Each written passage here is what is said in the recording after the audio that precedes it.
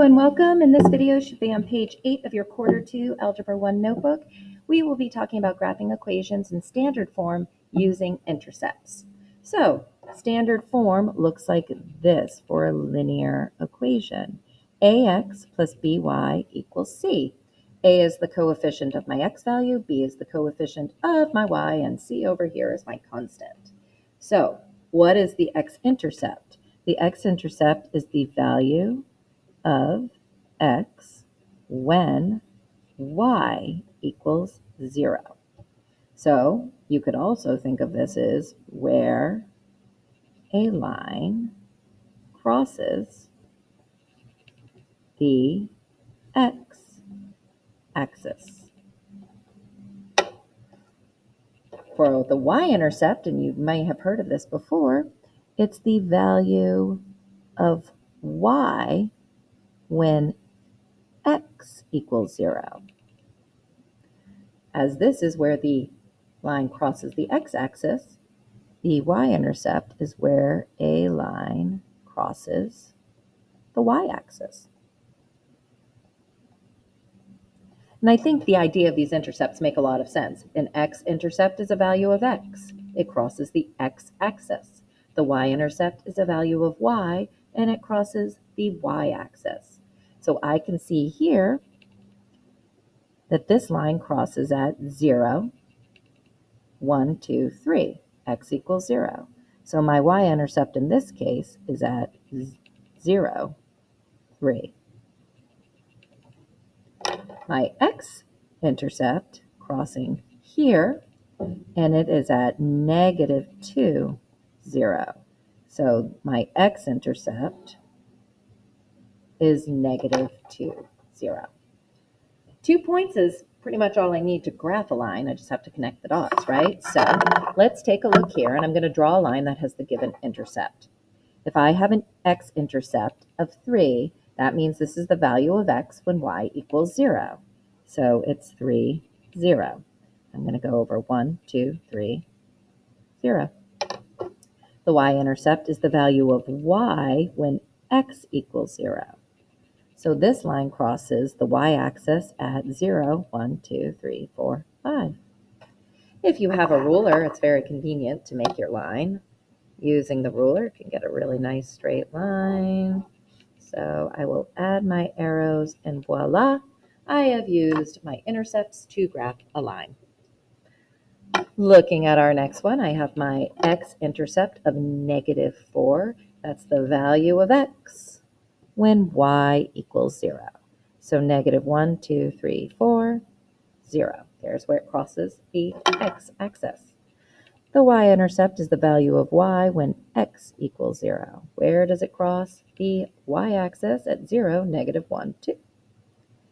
And you will see that this line, once I connect my dots, looks like this. Not amazing on the connecting of the dots, but you can clearly see the points here. I'll make that a little bigger. Alrighty. What happens if I'm not specifically given my intercept values? Well, I've got to find them. And it's very makes a lot of logical sense to how you do this. So I want to find the x-intercept. And I want to find the y-intercept. Now, I'm going to start with the y-intercept just because it's the last word I wrote and I have my green pen in my hand. The y-intercept is the value of y when x equals 0. So if I have the equation 9x plus 6y equals 18, I know that x equals 0. This is going to end up as 9 times 0, which means anything times 0 is going to cancel. So as soon as I put my intercept in, goodbye x. So what I end up with is 6y equals 18. I'm going to divide by 6, and I get y equals 3. So I have a point at 0, 1, 2, 3. The x-intercept, of course, is the value of x when y equals 0.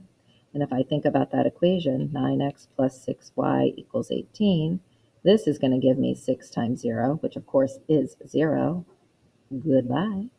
So I get 9x equals 18, divide both sides by 9, and I get x equals 2. So when x equals 2, 1, 2, y equals 0. And this line of this equation looks like this. I'm going to do a better job drawing my line this time than I did on number 2.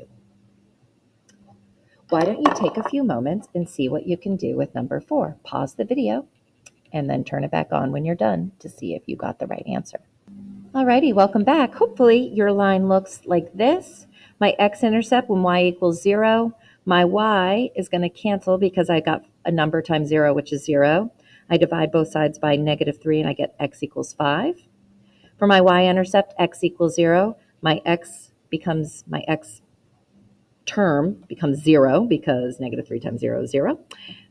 Divide both sides by 5 and I get y equals -3. All right, let's take a look at page 8, continue our journey. And in this particular page, we're going to talk about what is a root. A root is where a graph crosses the x-axis. So I like to think about here is my x-axis, right? Think about a nice tree. There's my tree. You can see that I'm an artist here. And there's the tree. It's so happy. And if you think about a tree, it has lots of roots that cross into the ground, right? Well, the roots are crossing the x-axis.